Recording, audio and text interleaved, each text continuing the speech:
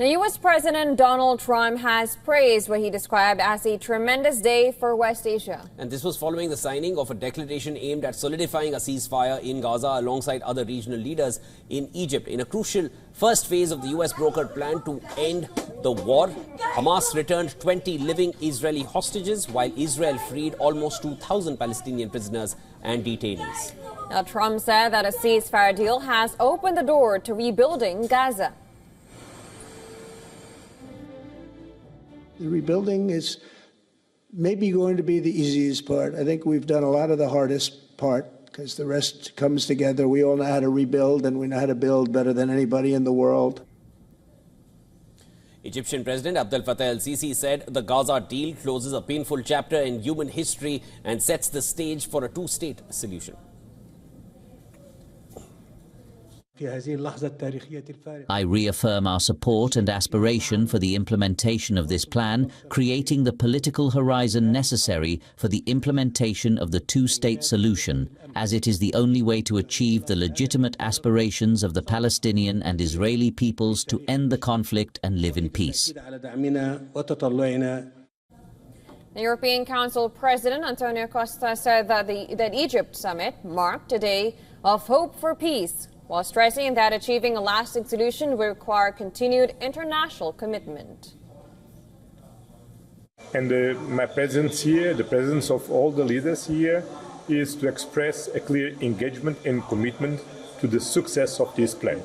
And this is the most important.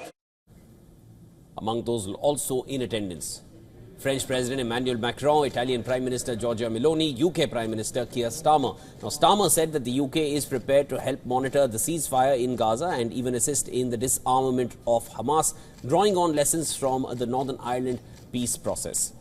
Now, the disarmament of Hamas remains a key point of contention, along with a scope and timeline of Israeli troop withdrawal and the future governance of Gaza Strip. Asked when Phase 2 of negotiations on a peace agreement will begin, now Trump replied, "It started."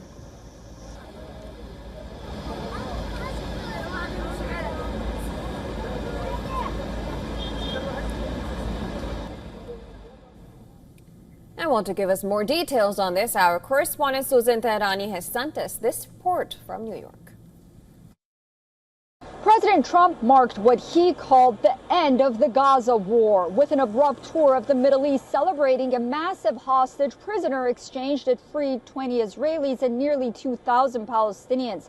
In Tel Aviv and Gaza, the scenes were mixed. Relief for families reunited, but deep grief in a region scarred by 2 years of war that killed tens of thousands of people. Trump became the first U.S. president in nearly 2 decades to address the Israeli parliament, calling the exchange the historic dawn of a new Middle East. He then joined leaders from Egypt, Turkey, and Qatar in Sharm el-Sheikh to sign a joint declaration urging an end to the fighting, though the document's terms remain unclear and neither Israel nor Hamas signed it.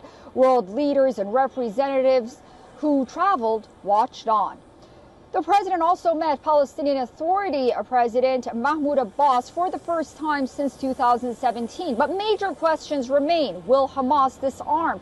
Who will govern Gaza and rebuild Gaza? And can this fragile ceasefire hold long enough to turn Trump's peace deal into lasting stability? The coming weeks will test whether this is truly peace or just a pause in a devastating cycle.